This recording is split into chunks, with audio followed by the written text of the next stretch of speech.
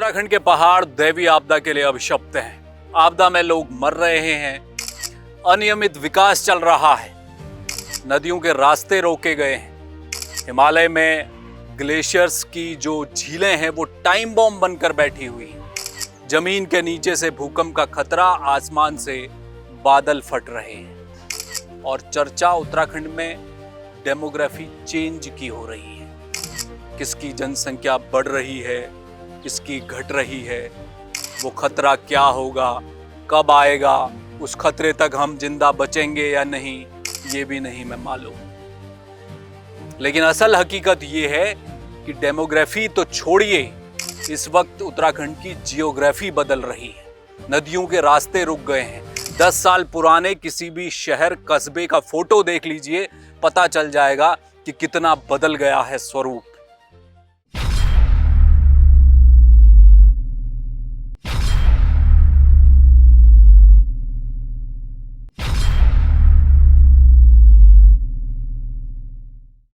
नमस्कार, जय भारत टीवी देख रहे हैं आप, मैं हूं हेम भट्ट।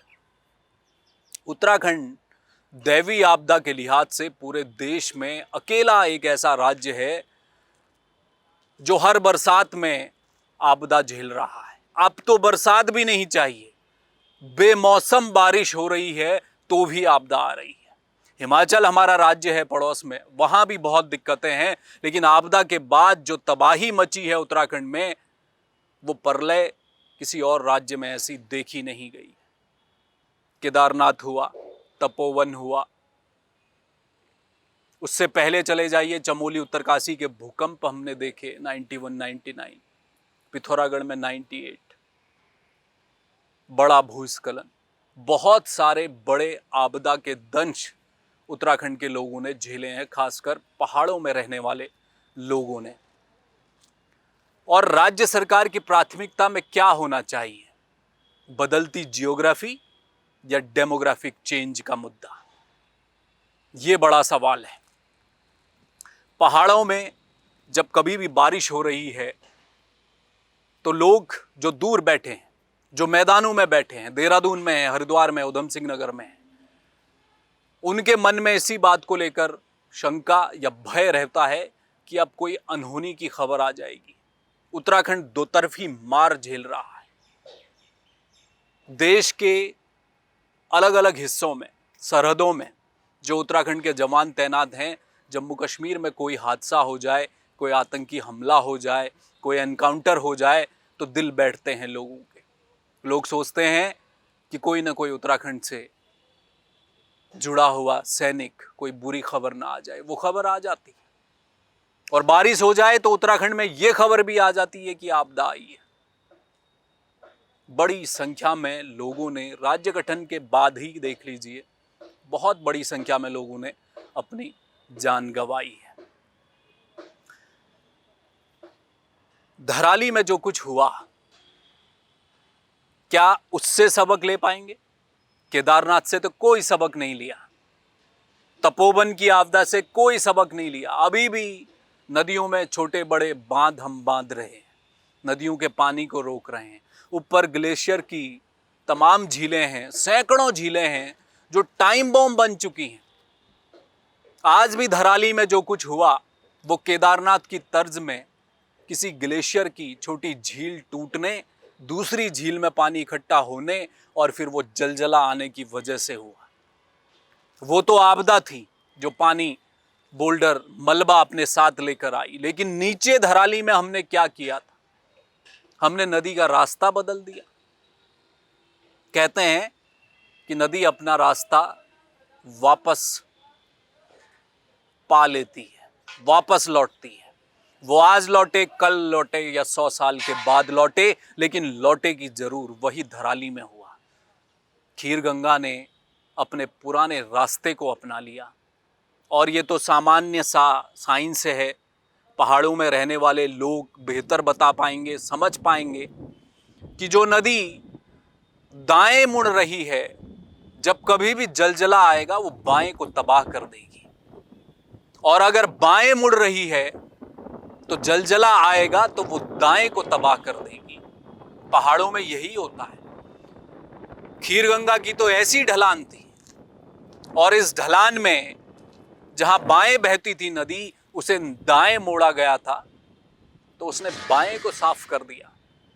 प्रकृति ने अपना रास्ता अपनाया, बैठे हम थे रास्ते में, इसलिए हमें इतना बड़ा खामियाजा भुगतना पड़ा। तो सरकार क्या करे? आपदा तो किसी के हाथ में है नहीं। नैनीताल उधम सिंह नगर के सांसद ने यह नहीं कहा कि आपदा किसी के हाथ में नहीं है, हम क्या कर सकते हैं, छोटी मोटी घटनाएं होती रहती हैं। उन्होंने ऐसा नहीं कहा, वही कह रहे हैं, लेकिन चर्चाओं में है आपदा किसी के हाथ में नहीं है। लेकिन प्री डिजास्टर कोई चीज होती है या पोस्ट डिजास्टर पर ही सबका ध्यान रहेगा? उत्तराखंड जैसे राज्य में जो आपदा के मुहाने पर खड़ा है, हकीकत देखिए राज्य की, एक अलग विभाग चाहिए था, मजबूत बड़े ढांचे वाला, जिसमें 2-4 आईएएस हों, अच्छे अधिकारी हों। वैसे आपदा प्रबंधन का एक ढांचा है, लेकिन वो तो बात के लिए है ना, जब आपदा आ जाएगी। प्री डिजास्टर क्या करेंगे? केवल राशन भर देना प्री डिजास्टर तो नहीं होगा। आज पता चला ना, धराली में आपदा आई, वहां पहुंचने में 4 दिन लग चाहेंगे हमें। कल भी हो पहुंच पाए रोड से, इसकी भी कोई गारंटी नहीं है। अभी बहुत जगह सड़कें टूटी हुई हैं। वो जो 4 धाम में उड़ने वाले हेलीकॉप्टर हैं, उड़ते ताबूत, उनको बुलाना पड़ा। वो इस समय दौड़ रहे हैं, वो काम आ रहे हैं। जो भी है उनका भी फर्ज बनता है। तो हवाई मार्ग से चल रहा है पूरा रेस्क्यू, जमीन में रास्ता ही नहीं बचा। तो किस बात की ऑल वेदर रोड थी? कहा गया था 24/7 365 दिन खुली रहेगी ऑल वेदर रोड, लेकिन एक बारिश ने दिखा दिया कि प्रकृति के आगे किसी की चलती नहीं है। इससे अच्छी तो पुरानी वाली रोडें थी, ये कह रहे हैं पहाड़ वाले। कम से कम पहाड़ तो मजबूत थे, अब तो खोखले कर दिए हैं। अब उनको फिर स्टेबल होने में 30 साल लग जाएंगे, तब जाके ऑल वेदर रोड बनेगी। चलिए, ये विषय अलग है, लेकिन धराली पहुंचने में समय लग गया हमें। तो हम प्री डिजास्टर में क्या कर रहे हैं? क्या उत्तराखंड में एक फुल फ्लैश मंत्री नहीं होना चाहिए था आपदा का, जो जिम्मेदारी इस वक्त उठाता, जो 365 दिन सिर्फ आपदा प्रबंधन को लेकर, प्री डिजास्टर को लेकर काम कर रहा होता? आपदा किसी के हाथ में नहीं है, कोई नहीं रोक सकता आपदा को। बादल फटेगा तो उसे फटना है, भूकंप आएगा तो उसे आना है। हम क्या कर रहे हैं? उत्तराखंड में सेफ कोई भी नहीं है। न उधम सिंह नगर में बैठा व्यक्ति सेफ है, न देहरादून में बैठा व्यक्ति सेफ है। कहीं भूकंप का खतरा है तो कहीं बादल फटने का खतरा है, कहीं लैंडस्लाइड का खतरा है। सरकार वो तो कर सकती है जो उसके हाथ में है। क्या वो सरकार ने किया? एक छोटा सा आंकड़ा मैं आपके सामने रखता हूं, आई ओपनिंग है। 2015 से लेकर सर्वेक्षण हुआ, 12 से होना शुरू हुआ, 13 में तो हमारी केदारनाथ की आपदा आई। उसके बाद थोड़ा काम तेजी से हुआ। पूरे उत्तराखंड में 395 गांव ऐसे हैं जो आपदा के लिहाज से संवेदनशील हैं। उनका विस्थापन होना था, ये तो सरकार के हाथ में था। अब सरकार कहती है कि 2024 तक 212 गांवों को, छोटे छोटे तोक हैं, इक्का दुक्का जो घर थे जिनके बिल्कुल गिरने का खतरा था, उन्हें हटाया। ऐसे 212 गांव हैं सरकार कहती है। लेकिन अभी भी 180 से ज्यादा गांव बचे हैं जो आपदा के लिहाज से बेहद संवेदनशील हैं। किसी भी वक्त, कभी भी उन गांवों के साथ कुछ भी हो सकता है। तो ये तो सरकार के हाथ में था कि उन्हें विस्थापित कर दिया जाए। हालांकि एक तर्क आता है सरकार के स्तर से कि साहब हम तो विस्थापित करने को तैयार हैं, लोग नहीं मानते, उनको कहाँ जमीन मिलेगी, और जिस शहर के पास बिठाते हैं वहाँ के लोग नहीं मान रहे। वो कहते हैं हम अपनी ज़मीन नहीं छोड़ेंगे, हमारे देवी देवता हैं, हमारे खेत खलियान हैं। इस तरह के तर्क आते हैं। एक अच्छा आइडिया है, भराड़ीसैंण है आपके पास, विधानसभा का भवन बनाया है जो सफ़ेद हाथी बनकर रह गया है। वहाँ बिठा दीजिए सारे आपदा पीड़ित गाँवों को, कस्बे शहर जो हैं सबको विस्थापित करके वहाँ बिठा दीजिए। राजधानी बना दीजिए ना भराड़ीसैंण को, सबका भला हो जाएगा। जो शहरों में रह रहे हैं वो खुश, जो आपदा विस्थापित हुए वो नई राजधानी में बैठेंगे। कर लीजिए अगर इच्छा शक्ति है तो। 180 से ज़्यादा गांव हैं जिन्हें विस्थापित अभी किया जाना है, वो नहीं हो पाए।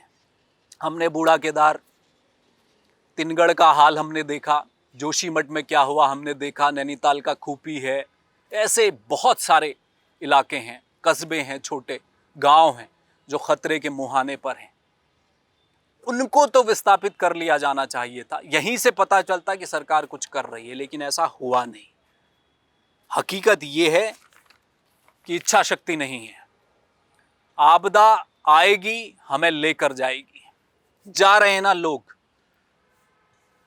अब एक सबक क्या सरकार 13 से क्या सीखा, पिथौरागढ़ में क्या सीखा, मालपा से 91 का भूकंप आया, 99 का भूकंप आया चमोली उत्तरकाशी में, वहां से क्या सीखा। छोटी छोटी आपदाएं तो रोज आ रही हैं। बरसात में तो हर दिन सड़कें गिर रही हैं, भूस्खलन हो रहे हैं, लोगों के घर। कल ही पौड़ी में इतना बड़ा हादसा हुआ है। वहां से हम क्या सीख पा रहे हैं? क्या धराली से कुछ सीखेंगे हम? इतना तो कम से कम सरकार कर सकती है। जिन ग्लेशियर झील की मैं बात कर रहा हूं, आज धराली में उनकी वजह से अगर ऐसा हुआ है, तो फिर जो तपोवन वाला मसला हुआ था, तब भी सरकार ने कहा था, हमें पढ़ने देखने में आया था, कुछ अखबारों में खबरें आई थी कि साहब एक कमेटी बना दी गई है जिसमें कई साइंटिस्ट हैं, वो जाके रिसर्च करेंगे कितनी ग्लेशियर्स की झील हैं जो दिक्कतें खड़ी कर सकती हैं, जो प्रलय ला सकती हैं। तो उनका क्या हुआ? अब साइंटिस्ट क्या करें?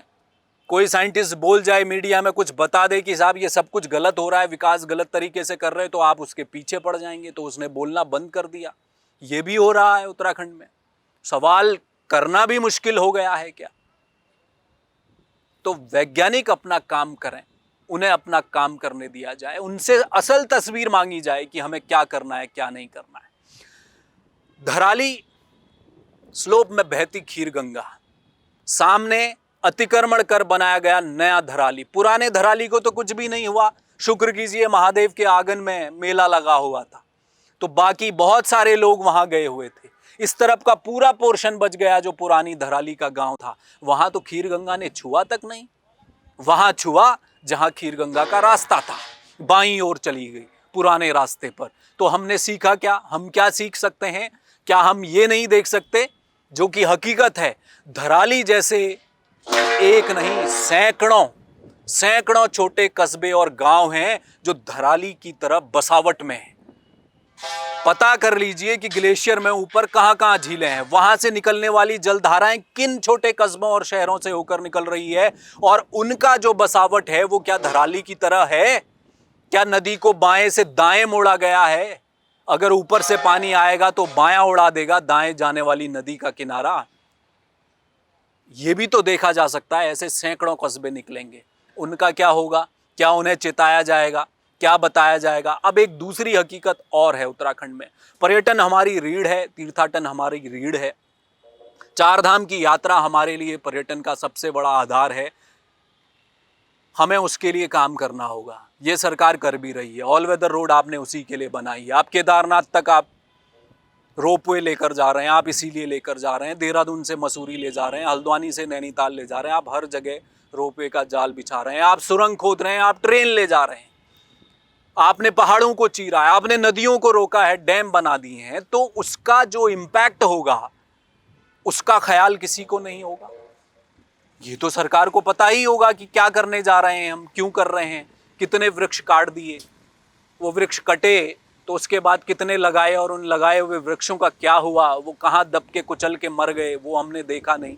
यहीं रिस्पना में ना लाखों पेड़ लगाने का दावा किया था एक मुख्यमंत्री ने। आज जाके रिस्पना को देख लीजिए कितने पेड़ लगे हैं। तो ये हकीकत है। सवाल ये है कि यहाँ से क्या सरकार सबक लेगी, क्योंकि हम बार बार इसी बात को मैं कह रहा हूँ कि डेमोग्राफी चेंज का मुद्दा उत्तराखंड में खूब उठता है। जनसंख्या बढ़ गई, किसी की कम हो गई, उसके खतरे होंगे, जब होंगे तब होंगे। इसलिए मैंने शुरुआत में कहा उस खतरे, डेमोग्राफी चेंज के खतरे को देखने के लिए आप और हम जिंदा बचेंगे उत्तराखंड में। जहां मैं खड़ा हूं वहां भूकंप का खतरा है, भयंकर खतरा है भूकंप का, वैज्ञानिक कहते हैं। शायद आप जहां से बैठकर पहाड़ों से देख रहे हैं, या आप उधम सिंह नगर में, या आप उत्तर प्रदेश में भी है, खतरा आप लोगों के लिए भी तो है। किसी के बगल से नदी बह रही है, वो कब बाढ़ का रूप ले ले।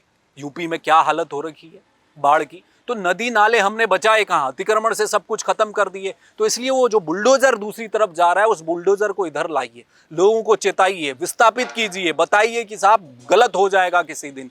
कुछ तो करते हुए सरकार नजर आए। प्री डिजास्टर की बात कर रहा हूं। पोस्ट डिजास्टर होगा तो धराली में सब कुछ चल रहा है। अब वहां पोकलैंड मशीनें चाहिए, बड़े उपकरण चाहिए। अब तो सर्च करना है ना, सर्च करना है उन लोगों को जो लापता हो गए। उनका भी कोई आंकड़ा नहीं है अभी तक, आधिकारिक कोई आंकड़ा नहीं आया। कितने लोग थे, कहाँ थे, क्या थे, कुछ नहीं पता है अभी। तो वहां बड़े उपकरण कैसे पहुंचेंगे, वो दिक्कत आ रही है। हवाई मार्ग से क्या क्या कुछ लेकर जाया जा सकेगा। पैदल जा रही हैं सेना की टीमें, आईटीबीपी है, एसडीआरएफ है, एनडीआरएफ। पोस्ट डिजास्टर में उत्तराखंड में कोई कमी नहीं है, ये हम भी कह रहे हैं। दिक्कत है इच्छा शक्ति में। जो प्री डिजास्टर की मैं बात कर रहा हूं वो नहीं हो पाया। अब अगर आप डेमोग्राफिक चेंज पर ही सब कुछ बहस लाकर खड़ी कर देना चाहते हैं तो करिए, लेकिन हकीकत ये है कि उत्तराखंड में डेमोग्राफिक चेंज तो बदले न बदले जो भी हो, लेकिन जियोग्राफी जरूर बदल रही है। नदियों के दायरे छोटे हो गए हैं, उनके रास्ते बदल रहे हैं, हमने घर बना लिए हैं। तो इस चेंज को सबसे पहले नजर में रखना पड़ेगा, वरना ये पहाड़, इन पहाड़ों में पहाड़ जैसी जिंदगी और दुख भरा हुआ है, बहुत दुख भरा हुआ है। कब बारिश हो जाए, कब बादल फट जाए, कब जलजला आ जाए, किसी को नहीं मालूम। यही उत्तराखंड में होता रहेगा। इसलिए समय रहते चेत जाएं तो उत्तराखंड के लिए बहुत अच्छा। इस खबर में मेरे साथ जुड़ने के लिए आपका बहुत शुक्रिया। देश और दुनिया की तमाम छोटी बड़ी खबरों के लिए आप देखते रहिए जय भारत टीवी। मैं किसी और मुद्दे में आपसे फिर मुलाकात करूंगा। तब तक के लिए मुझे दीजिए इजाजत। नमस्कार। आप देख रहे हैं जय भारत टीवी।